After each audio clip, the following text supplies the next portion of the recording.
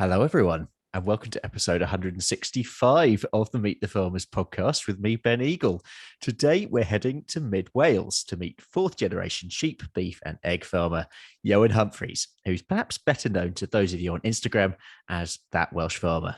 Ioan took on the running of his 500-acre family sheep and beef farm, aged just 20, when his father became ill, and 6 years later, he added a free-range egg unit to the business. He's got 850 ewes, 20 cattle, and 32,000 laying hens.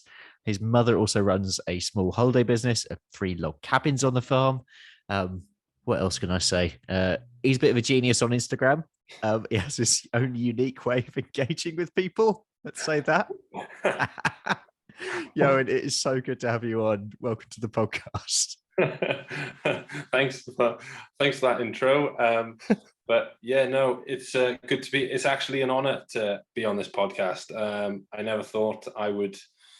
Yeah, I never thought I'd be here. Blimey, mate. It's great to have you. It's so good to have you on. I should say to listeners. So Ioan and I first met face to face at one of Anna Jones's Just Farmers workshops, which was fantastic. Unbelievable. Oh, it was such a great day, and I just want to say, if when they do happen again, please do sign up for one of those because it's just a fantastic day. Let's dive in and talk about Wales first of all, because you're practically right at the centre, aren't you? Yeah, literally, I'm right in the middle of Wales right now. Yeah, bang right in the middle, and I don't want to upset a lot of people. It's very wet. It had to be said. It was gonna be said. So yeah, where I live in like a bowl, so the clouds just come and just burst on top of me. So I spend 99% of my time in a raincoat. And the farm. Tell us about that, because it's been in the family for a long time as well. And perhaps also tell us about the mountain as well, the more open land you've got. Yeah, so the farm is, well, my family moved to the village in 1903 and were the millers, because Carno, where I live, was a big estate. And then when the estate split up, it would be my great-grandfather. He started buying the parcels of land off the estate, and we grew from there. So my great-grandfather was a miller. Then my grandfather shut the mill and began farming. And then my dad expanded the farm even more. And then it came to me. And then as we bought parcels of land, we got access to, there's an open hill. It's about 2,500 acres of open hill. There's currently about 5 of us grazing that as well. So. Let's talk about some animals. So you've got 850 ewes on the farm. There's Welsh Mountain, Welsh Speckled Face, Texel Suffolk, and Welsh mules. What's your favourite breed? My favourite to work with is the mules, because they're so docile and they're just, you can work with them easily. The Welsh are wild, can't keep them anywhere, but they're low input, but they give a good output. They work well on the land I've got. The land I own isn't really set up for the Welsh mules, the Texels, the Suffolks. I've got a few, I've got a bit of lowland. Well, it's not even lowland. Yeah, it's lowland for where I am, but they're not really set up. It's not really the land for them sheep. Yep. So I've got more Welsh and Speckles. They're the hardier. They're my favourite sheep, really. Okay. And your cows, because I know you love your cows. I do very much love my cows. I've only got 20, so the cows are more of a hobby. And I just got them because I just love them. I buy them at like 3 weeks old, and then I get them in their pen and I feed them. I bucket feed them and give them a stroke. Yeah, I've got Bluey, I've got Angie, I've got Licky, Joseph. I had Scratchy, but she got too old. I just name it because I've got so little. I kind of bond with them all. Yeah, I got Simmy. This is Cemental. Yeah, I've got all breeds. I just love them. I just love my cows. And what do you find? What do you find the most challenging thing about the farm? I mean, we'll talk about how you actually came back to the farm and got involved in the farming side of things a bit later. But right here, right now, what would you say is the most challenging thing? Well, the current farming climate is the hardest thing, isn't it? Could say that. Trying to. I think everyone's in the same boat, aren't they? The weather seems to be unfortunately, against us. Not so much for me. I got a lot of rain, but everyone else, we don't seem to be getting any support from the general public. But I don't know. I don't think we're helping ourselves either as farmers. I don't think we're pushing enough positivity out. I think we are, as farmers, we're not that good at promoting ourselves. Yep. What is it? Hubig Key Cymru. I don't think I've ever seen them do an advert on TV to promote Welsh lamb and Welsh beef. I don't think we're very good at promoting ourselves as farmers. And that's what we need to work on. And that's what I'm trying to do slowly but surely. I'm getting there. But I think that's the most challenging thing. Well, that's what I'm finding the hardest is trying to make money. Yeah. That's a tough one. Yeah. It's on the poultry shed. It's not. It's been a tough year. Yeah, poultry this year has been very, very difficult, but it's been difficult for everyone, so I can't complain. Really, do you know what I mean? You can complain. It's fine. I know, but you don't like to, and that's another big thing. The media always show farmers complaining. Mm-hmm. We are very good at complaining, and the media, if there's something getting pushed, they will push that. If there's a farmer being good, they'll push that as well, but the public jump on a farmer being negative more than the public jump on a positive. It's not their fault. It's just they like drama. Yeah. It's just the way it works. So yeah. It's I think a great example actually of sort of farmers remaining calm in a crazy situation was it must have only been like a week ago or a couple of weeks ago. Berkshire Farm Girl, with that just bizarre incident with the combine and the sandwich. That's just mad, isn't it? What was going on? It's. I don't understand, why can't everyone just get along? Yeah.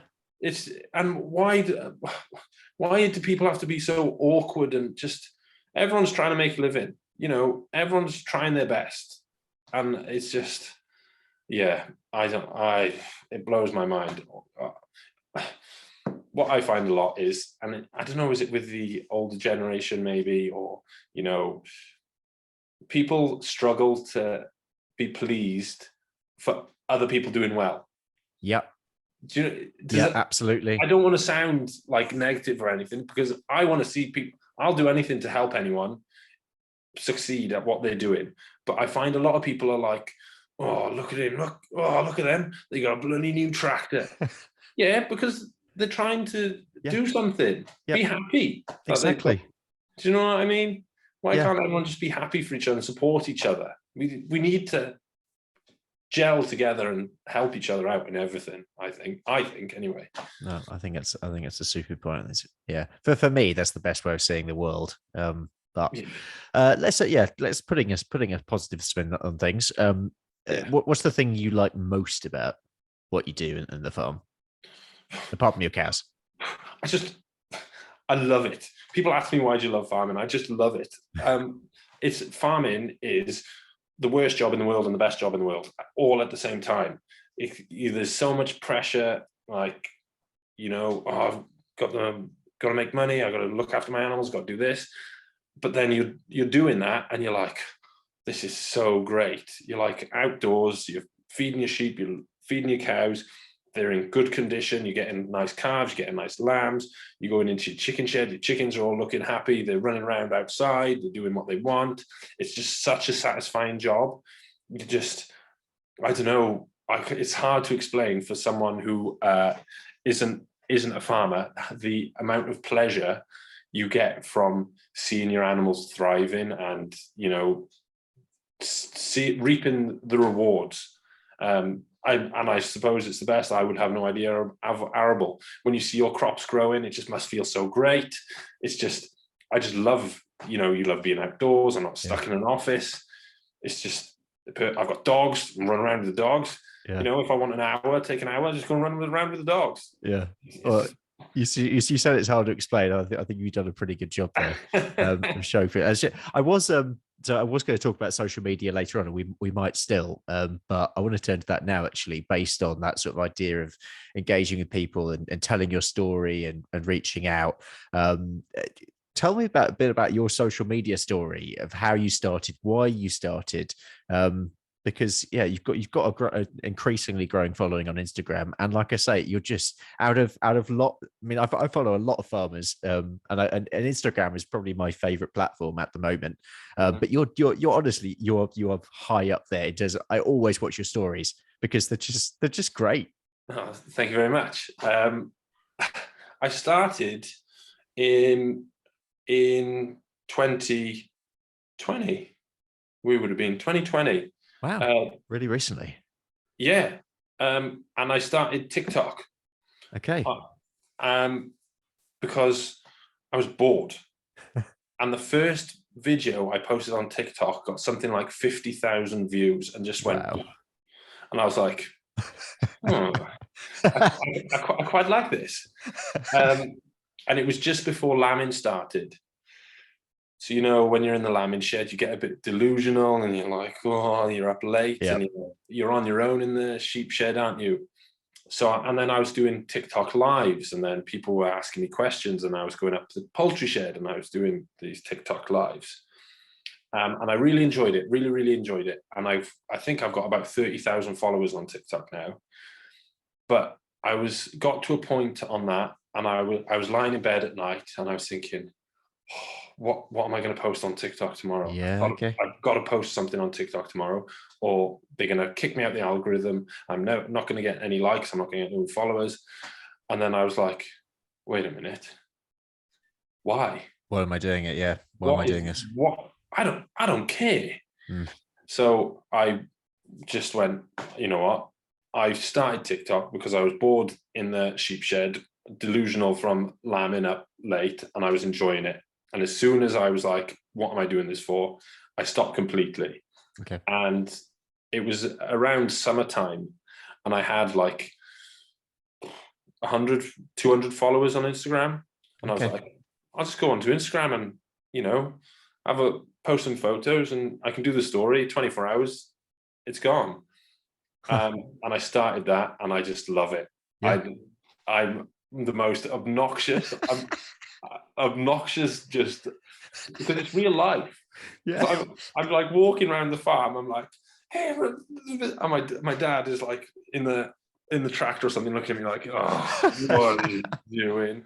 Or like I'm hiding around the corner doing something, and someone comes, I'm like, I'm pretending to shovel, and it's just, it's more realistic. The Mackie D's reviews as well. Yeah, I literally just show what I'm doing. I just show realistic. If it's good, I show it. If it's bad, if I do something wrong, if I mess something up. I think, what day is it today? Yeah, Tuesday, I had a load of straw, pushed them all off the lorry, the Arctic. I just posted a picture on that on Instagram, and everyone was like, "Way, I'm lucky." And I'm like, "Yeah, that's what happens on farming." Yeah, it's a bit. I'm enjoying Instagram because I get to show real life. I show real life farming. Yeah, no, absolutely. Oh, it's yeah. But honestly, there's the first plug, listeners. Yeah, if you are on Instagram, do go and follow him at that _Welsh_farmer. Anyway, what should we talk about next? Let's talk about chickens. When and why did the chickens begin? I decided to put the chicken shed up when we as a country decided to leave Europe. Yeah, that's that small thing. Yeah, I won't talk about it because it rattles me. Yep. But I decided to. I was on the farm. I had more cows then, but I had the same sheep. And it was just ticking over. You pay the bills, and you get a single farm payment, you buy something nice, and then you carry on ticking over. But that wasn't good. It's not sustainable. It's not sustainable that way. You're not making money. It's just ticking over, just going around like this, and it's not good. So I decided to put the chicken shed up to get a bit of stability on the farm. I wanted, right, we've got this chicken shed. You get your weekly income. You know how much you're putting out. You know how much is coming in. Your farm is safe. It's secure. It's all support me and my family, and that's why I decided to do it. I needed that stability in the farm. The market of the sheep market is up and down, the cattle market is up and down. But you get your eggs, you've got this contract, this is what you're getting paid, this is what you're getting weekly, this is what you're paying out weekly. You know what's going on. You can build a future on that because you know what's coming in and what's going out. Little did I know that it was all going to go valley. It's yeah. I mean, can you tell us a bit more about this year and what it's been like for you? Horrendous. My eggs have not increased in price, but my feed has increased by £150 a ton. Blimey. And I'm going through 30 ton a week. Wow. Yeah. So I'll admit the first year I did it, my profit margins were like this much, like a little bit. I know it's a podcast that people can't see. So my profit margins were a little bit, but now they've gone to real tiny, like millimeter. Let's say they were a centimeter, now they're a millimeter. They've squished down. Yeah. So I can pay the bank, I can pay my staff. And the bills that I've got, but it's hanging on. Yeah, it's but I think it's not good. There's going to be a shortage of eggs because I think people are going to stop restocking their sheds. But I've got to, because I've got to pay the bank back. Yeah, I mean, so it's not so great. The price of birds has gone up 70 pence a bird. Yeah, which that's a lot of money. Yeah. So how does it work with the chickens in terms of, because you're in there at the weekends, aren't you?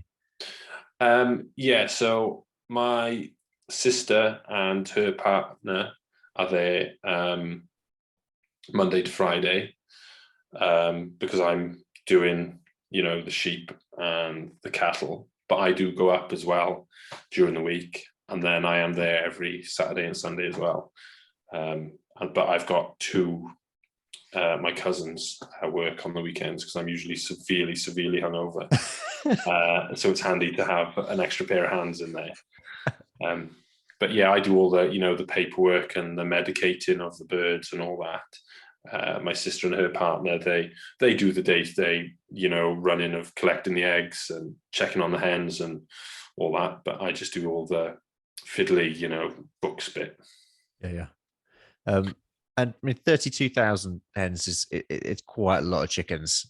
And actually, I mean, before I got to know you, I didn't actually know, just by looking at your Instagram, it didn't quite. I don't know. I just didn't think it was that many. Why did you go for that number? One of my mates, my next, is about 5 miles away, and he's got 32,000, so I have to get 32,000 as well. It's a classic farmer thing, isn't it? It's what farmers do. Classic farmer. He's in my farming group. We've got there's a little group of us, about 8 of us, all around the same age. He had 32. If I went and built 16,000, I'd never be able to live it down. So that is, and Lloyd's said put 32 up because 16s are going out of. There's no point putting 16s up anymore. Right. They'd rather companies, egg packing companies, rather a 32 than a 16, because I can fill one arctic a week then on a 32 instead of on a 16. It's half an arctic a week, so they're sending an arctic to pick up not many eggs. Yeah. And what do you do with the muck? A few weeks back on the show, we were talking about the River Wye quite a bit. So I'm selling most of it now to local farmers. It's very, very cheap compared to what the fertilizer. So I've had it tested, and my manure is the same as 1616. Yeah. I can't produce enough of it to fulfill the demand. I make sure my farm is fine first, but then it goes to everyone. If you want it, I'll deliver it, no problem at all. Yeah, so I'm selling money and muck. Yeah, it's worth more than the eggs. I wasn't going to say that, but yes. Let's talk about your mum's log cabins. When did that start? So they have been running for 13 years. Wow. Yeah, so they were very early on in the holiday market. Yeah, and I think, I'm not 100% sure, but I think they're the only like traditional log cabin in the country. Wow, that's a big thing. Yes, so they came from Estonia. A lot of people don't know this.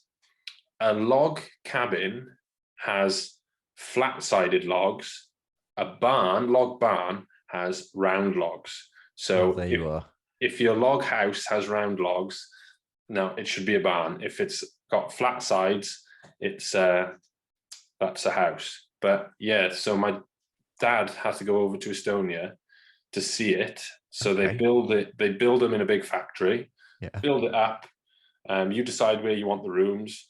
Then they put tabs on every single log, pull it back down, put it in 4 lorries, bring it over, send some Estonians over with it. And it literally gets driven over from Estonia. Yep, in Arctic lorries, yeah. Wow. It's a mile worth of wood per cabin. That's a great stat. And it takes them 5 days, bottom log to top log. It'll take them 5 days. And they, each log will only go in its certain space. They cut all the joints there with hand saws, chainsaws. Then there's about 5 Estonians in. They sand it all down from the inside, and then they put the roof on, and that holds it down. So we put a concrete base down. Yep. It's not fixed to the base. It's just sitting on the base. It weighs 100 ton. Wow. Because if earthquakes or anything, it just moves and logs. Yeah. Yeah. They're regular earthquakes in Wales. Yeah. It's more if I crash into it with the tractor, shimmy a bit. So it's not really a log cabin, it's a log house. Okay. Yeah. And as she's going to be going that long, I assume, has she got like people who sort of come back regularly, or? Yeah. So our biggest customers is the repeat customers. They are, I think there's one couple that come 4 times a year. I think one of them. Yeah. They've got hot tubs, they'll sleep sticks, hot tubs, showers, bathrooms, everything. And last year, there was a dating show, ITV2, The Cabins. Okay. They were the set was in our log house. That's amazing. Yeah. So featuring your good self at all at any point? I was the test dummy, so I had to go in before all the contestants to make sure the cameras were working properly, because there was 27 cameras per house to make sure you could be seen in all areas of the house. Yeah. So I was just walking around, they're on the speakers. Can you pretend to cook, please? So I was, pretend to flip pancakes, just to make sure the TV. Is there? Please say there's actually some footage of that. There would be somewhere, but I can't find it because they played a prank on me. They were like, "Oh, can you go into the bathroom, please? And can you pretend to brush your teeth?" So I was standing in the mirror, and the camera was on me, and I was going, ha, pretending to, as you can imagine, pretending to brush my teeth. So, that's floating around somewhere. I don't know, but genius. Yeah. Let's go back a bit. So, what kind of teenager were you? Because as far as I know, you didn't really want to farm at that point in your life. a delinquent. No, I was. I was worse than I am now. Yeah, as a teenager, I hated the farm. Didn't want anything to do with it. But my dad wanted me to be on the farm, and that's where I was like, nope. I wanted to play football. I wanted to go and play on the PlayStation. I wanted to chase after women that didn't like me. I just wanted to do everything. And then I'd get home from school and my dad would like, right, you need to go and spread some fertilizer on this field, this field, this field. And then I'd just be doing it angry. Yeah. So it really put me off. So I did my GCSEs, and then I went to sixth form. For some bizarre reason, I did media studies. The only reason I know that is because the pub yields. Yeah, I told them, media studies, PE, and geography through the medium of Welsh. So I'm really good at my Welsh geography, but I have no idea about any English geography. And then, that's when my dad got ill and I had to start farming. Really, when I was in my final sixth form was 2 years. Yeah, when I was in my second year of sixth form. Yeah. Can you tell us about that? Yeah. So when I was, how old would I have been? 18, 19. Yeah. Dad got diagnosed with prostate cancer, and he had to have an operation to have his prostate taken out, and then radiotherapy to just blast it all away. And that really hit him quite hard. He went quite, physically weak, mentally. That wasn't very good. So I took a lot of time off to, it happened. I'm sure it was about January time. So we lamb the end of February, early March, the mules indoors in the shed. So he couldn't catch a sheep, he couldn't turn him over. So then I had to do that. I was young and fit enough to do it. I just didn't know what I was doing because I'd never taken any interest into it. Yeah. So I ran the farm then for a year with his guidance, isn't it? Because I didn't know what I was doing. You lamb the sheep, and you put them out in the field, and then these ewes and lambs need drenching now, and it wasn't very. I missed all the timings of the first year. It's difficult when you're first. I know I'm a fourth generation farmer, but I took over as if I was a first generation because I hadn't taken any interest in it, so I didn't know what I was doing. So it was a bit thrown in the deep end, really, because we cut down on the sheep. I think he wasn't far off 1,300 ewes then, and about 100 cattle. Wow. And I was just like, what the hell? What am I going to do with them? So we cut right down. We cut right down. So I was running about 250 ewes then. Okay. Cut the cattle down to about 50, and I slowly cut it down because they weren't making profit. They weren't profitable enough for me, so I just kept 20 as nice pets. So I did that for a year, and then he said, right, I've had my operation, I'm going through my radiotherapy, I don't want to be slaving over this farm, and I want to enjoy life, because when would that have been? It was 10 years ago, so he was only 50. He was 52, so he was like, he went into the hospital and he was the youngest there by like 25 years. So he's like, I'm going to enjoy myself, so we can either rent the farm out or sell it, or you can take it over. And I was like, well, didn't want to disappoint anyone or anything. I said, I'll try my best to run the farm. Wow. And that's what I did. Wow. Yeah. I mean, that must have just been, just a bizarre time as well, because I'm guessing, did you, what would you have done instead? I was thinking about being a teacher. Okay. I would, a primary school teacher, because I knew what I was like as a teenager and I didn't want it to deal with me. So yeah, I would have, the older primary school, just before high school. Yeah. That's what I would have. That's what I would be doing now if I wasn't a farmer. Okay. Well, To that's be what I would honest, have. I think you would have made a great teacher. Just saying. Well, I don't know. My patience. I don't know. Is it farming has made my patience thin? But I don't know. I may have had more patience a few years ago, but I ain't got any much anymore. Yeah. How's your dad doing now, anyway? Yeah, he's good. He actually, if last month he cycled to the top of Cadair Idris twice. Oh, amazing! Wow. Yeah. So yeah, he's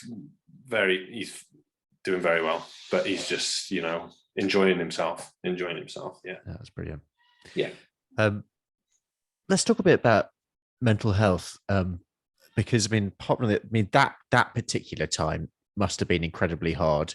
But I know this is something that you talk about openly anyway, and I know it's something you want to talk about now as well. But you have had some quite challenging times. So how have you sort of faced those times? Yeah, it was terrible, to be honest. It was horrible. But I don't think I realized it was as bad as it was at the time. You look back and you think, well, it was bad. I'm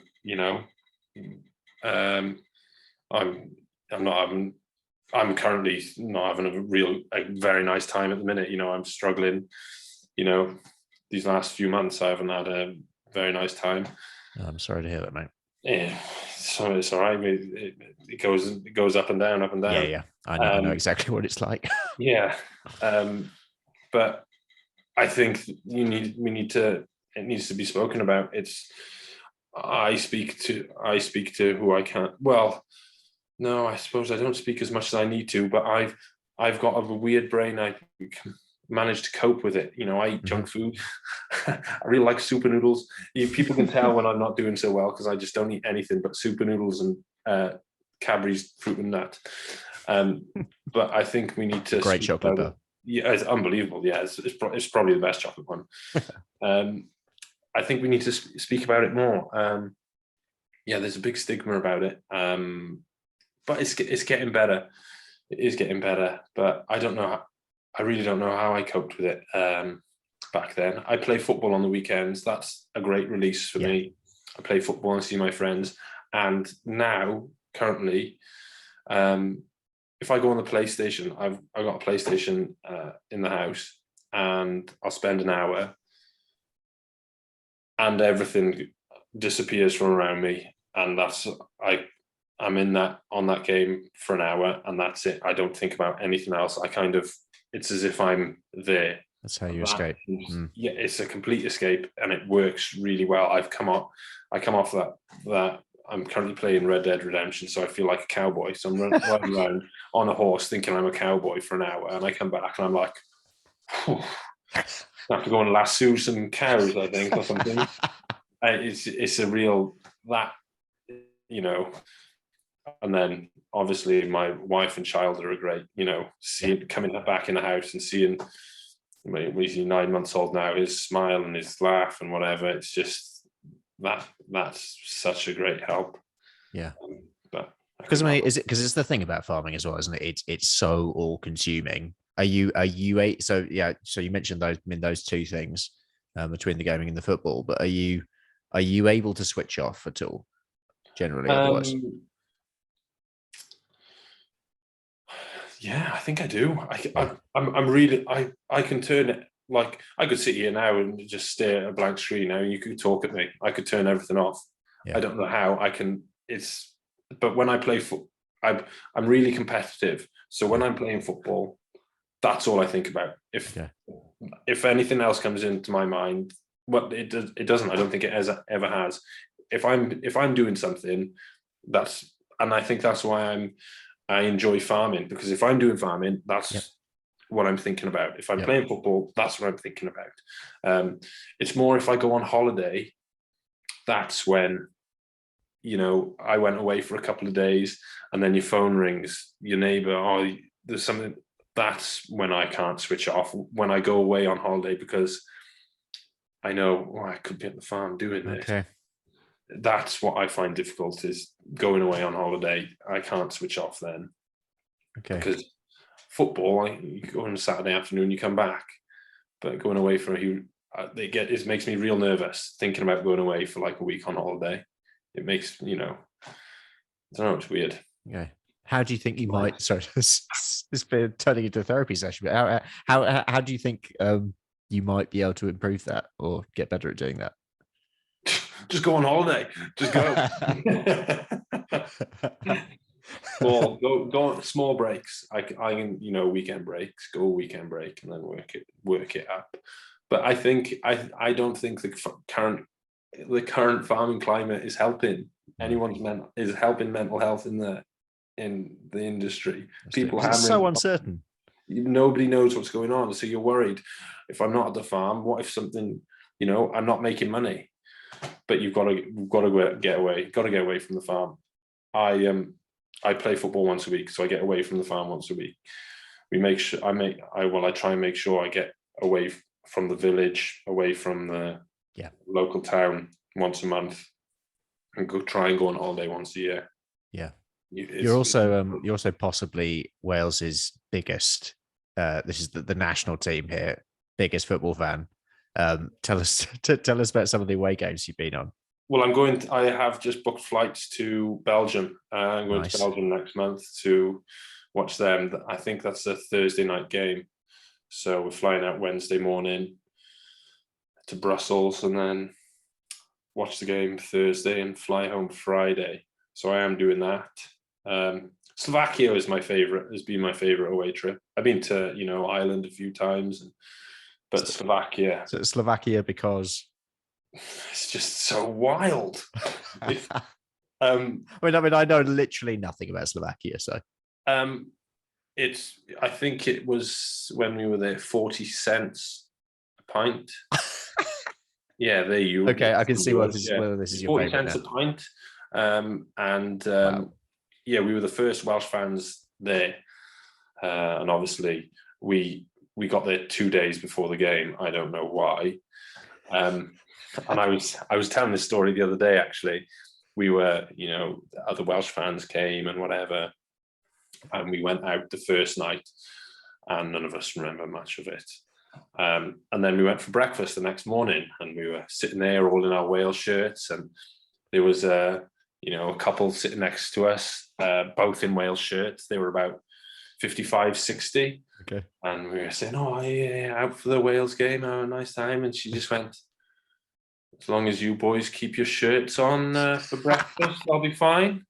And we were looking at each other, and we were thinking, "Oh, I'm very sorry." I'm sorry, what? And she was like, "Well, you were with me in the pub last night. You all had your shirts off singing the national anthem." And we were like, oh, we're very sorry. It's genius. But yeah. It's great. Yeah. It's such a good crack. Wales away. What's next for you? Obviously, there's a lot. I mean, there's a lot going on. There's a lot of challenges. Even just getting through where we are now is probably enough for a lot of people. But in an ideal world, let's say, if Johan Humphreys could say, "Yeah, I want to be here in 10 years' time," and that could be farming, it could be out of farming as well.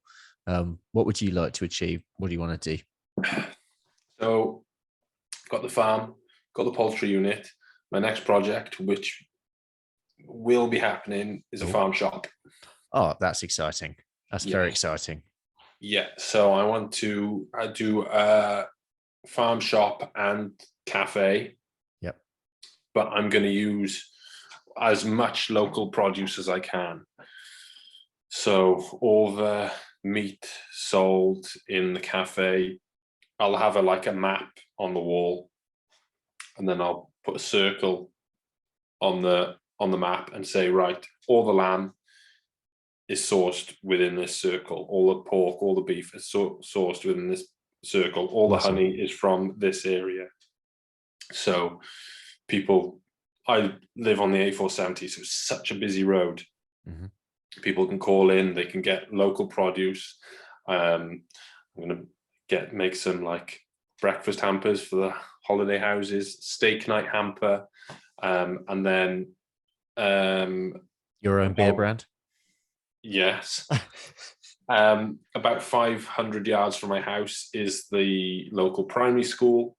Okay. So the cafe, the mothers or fathers can drop their kids off at the school. Yep. They can come to the cafe for a coffee and a chat. Then they can, if they're only doing half days, they can go and do there. And then once that is up and running, I have on the farm is the well that used to feed the village. So that used to feed the entire village. The well is on the farm. Okay. So I'm going to start a brewery. Oh, fantastic. I was waiting for you to say that. I was hoping. I will definitely be. Well, I know several people who will be customers. Yeah. So I've got a lot of spring water, and farm shop brewery within the next 10 years. Amazing. Definitely. I literally cannot wait. What about this is a big question here, but what about agriculture generally? And again, there is a lot going on and a lot of challenges, but from your point of view, where you're standing in Mid Wales, a Mid Wales stock farm, what do you think is the biggest challenge that we face at the moment, and that we should really be trying to do something about? Me personally, I think that a lot of farms around me are going to get sold and taken over by big companies, and they'll either get rented out or they're going to get planted. I think there's a big problem with tree planting. Some people might disagree. Some people might think it's a good idea, but I think it's a good idea on the right land, but not like someone offered to plant trees on some of my prime fields, and I'm like, no, go plant the trees on the part of the farm I don't use. Go and do it on the steep banks. That's fine, but no, they don't want that. They want I think that's going to be the days of a small family farm are over. I don't think it's sustainable. Back when my dad first took over, there was, a dairy herd was, 40 cows. Yeah, absolutely. And there was, 7 of them. Yeah. Not a chance. Wouldn't happen with a milk round. Yeah, I think farming's gonna get industrialized, really. I think these big companies are going to come in, and if they want that to stay farming, they're going to get a tenant in and, right, can you farm that for us? It might go back to, the lord and the lady of the manor buying all the farms and having little tenant farms. Because it's just so expensive. It's so expensive to farm, and it's so expensive to buy land. It's so expensive to buy anything. It's almost impossible for a new entrant. Impossible. I wouldn't be farming if I didn't live on the farm. I wouldn't even know how to get started. It's so difficult, but we need to push it more. We need to get more people into the agricultural industry. We need the younger generations coming in. We need people from that, we need people that have got an actual interest in farming to be farmers, not people who are farming for the sake of it. It's a scary, scary time. Honestly, I have no idea what's going to happen. I don't think anyone does. I don't think anyone has any idea what's happening. But I think we're such an underappreciated, and I know it's farmers being negative again, but I do think we are underappreciated, and it is going to show. I think we are going to have, I know for a fact in the wintertime, we're going to have an egg shortage. And then everyone's going to go, what are the farmers doing? Where are all the eggs? Okay. You didn't want the eggs. You're not paying for the eggs. I think we're coming to the bottom of the dip, and next year it's going to have to start climbing again. I think people are going to start realizing, I think when the supermarkets are struggling to fill shelves with fruit and veg, meat and eggs, I think then the general public will be like, oh, actually, we do need farmers. We need farmers to supply us with food. We can't just import everything. Yeah, so I could go on and on. I could rant and I could waffle, but yeah, it's impossible to say what's going to happen. But I do feel as if it's going to get better because it's got to get better. So with that in mind, we are going to start to wrap things up now. Honestly, I've loved this chat, but we always finish the show with the same two questions. The first is, what is your message for the public? Support local farmers. I support your local farmer. If you live in Birmingham, don't go to Aldi's and buy my eggs off the shelf. Go to your local shop or go to the market and buy their egg. Buy home produce, because the supermarkets are putting so much money. They're making so much money on my eggs. My eggs are currently in Aldi and Asda. If I'd rather you come to me and buy them than give the supermarkets that money.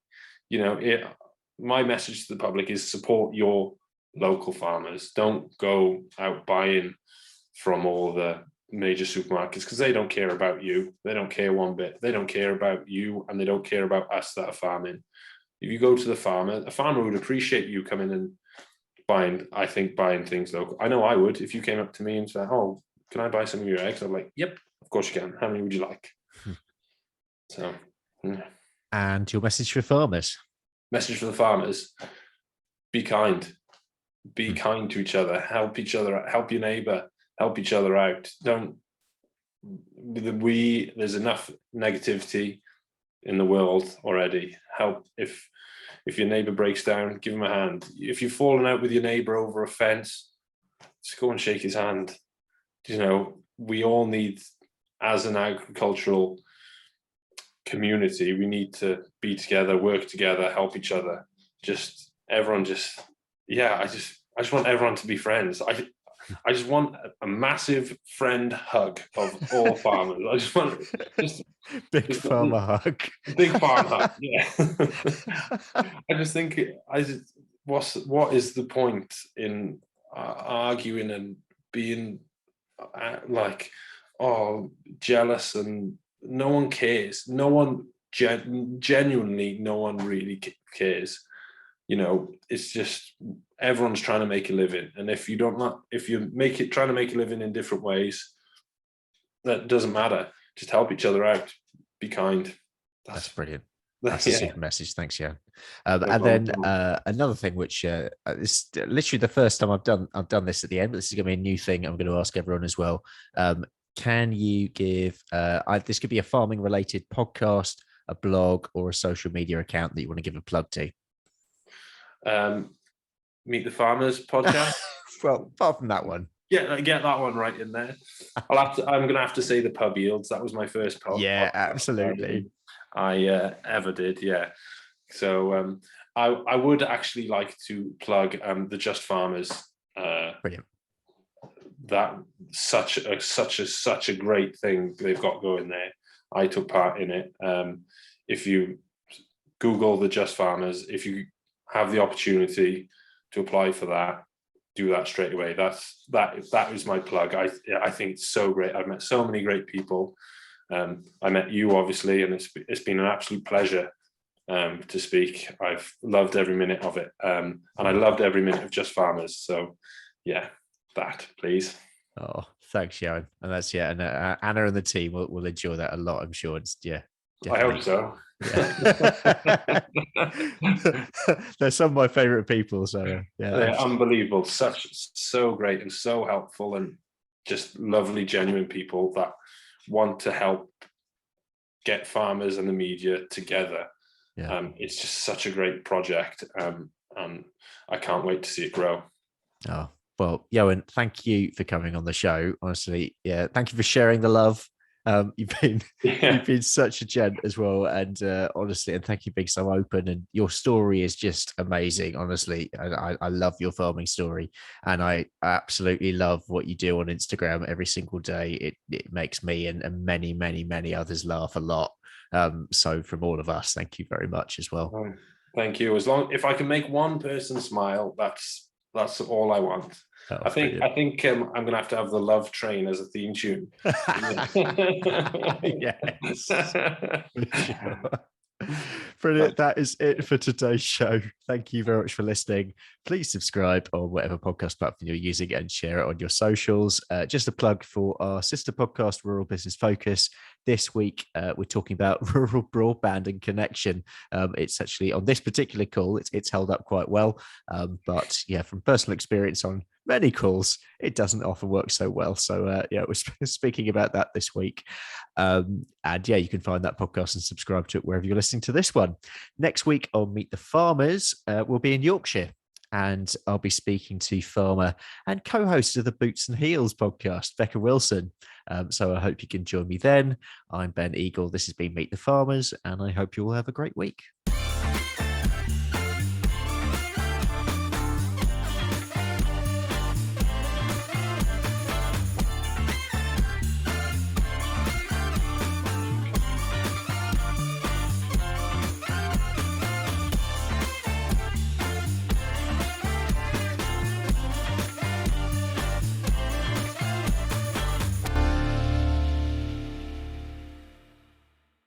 But I want consumers to actually understand the process now. I've learned a bit more that actually you can't expect somebody to be invested in something they don't understand and haven't actually maybe been given the opportunity to understand.